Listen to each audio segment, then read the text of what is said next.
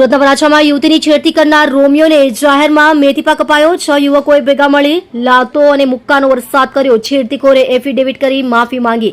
શહેરના મોટા વરાછા વિસ્તારમાં ગત મધરાત્રે હાઈ વોલ્ટેજ ડ્રામા સર્જાયો હતો. એક યુવતીની છેડતી કરવાના મામલે રોષે ભરેલા સ્થાનિક યુવકોએ છેડતીખોરને પકડી પાડી જાહેરમાં જ બરાબરનો પાઠ ભણાવ્યો હતો. આ ઘટનાના વિડીયો સોશિયલ મીડિયામાં વાયરલ થતા ઉત્તરાયણ પોલીસે કાયદેસરની કાર્યવાહી હાથ ધરી છે. પ્લેટિનમ પોઈન્ટ પાસે મધરાત્રે હંગામો. મોટા વરાછાના સુદામા ચોક નજીક આવેલા પ્લેટિનમ પોઈન્ટ પાસે ગત રાત્રે આશરે 32 કલાકે આ ઘટના બની હતી. આરોપ છે કે એક યુવકે યુવતીની છેડતી કરી હતી, જેનાથી સ્થાનિક યુવકોનો પિત્તો ગયો હતો. જ્યાંથી 5 યુવકોએ આ છેડતીખોર શખ્સને ઘેરી લીધો હતો અને રોડ પર જ તેની ધોલાઈ શરૂ કરી દીધી હતી. અને મધરાત્રે સર્જાયેલા આ દ્રશ્યો જોવા માટે લોકોના ટોળા ઉમટી પડ્યા હતા. લાતો અને મુક્કાનો વરસાદ અને માફીનામું.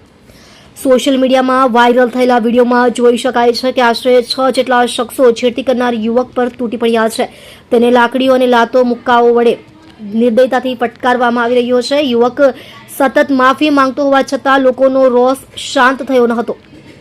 આ ઘટના બાદ બંને પક્ષો વચ્ચે સમાધાનના પ્રયાસો થયા હતા અને છેડતી કરનાર યુવક પાસે એફિડેવિટ કરાવી લેખિતમાં માફી મંગાવવામાં આવી હતી, જેથી પોલીસ ફરિયાદ ટાળી શકાય. કાયદો હાથમાં લેવા ભારી પડશે. ઉત્તરાયણ પોલીસ ભલે પક્ષકારોએ અંદરો અંદર એફિડેવિટ કરીને સમાધાન કરી લીધું હોય, પરંતુ લાઈવ તોલાઈનો વિડીયો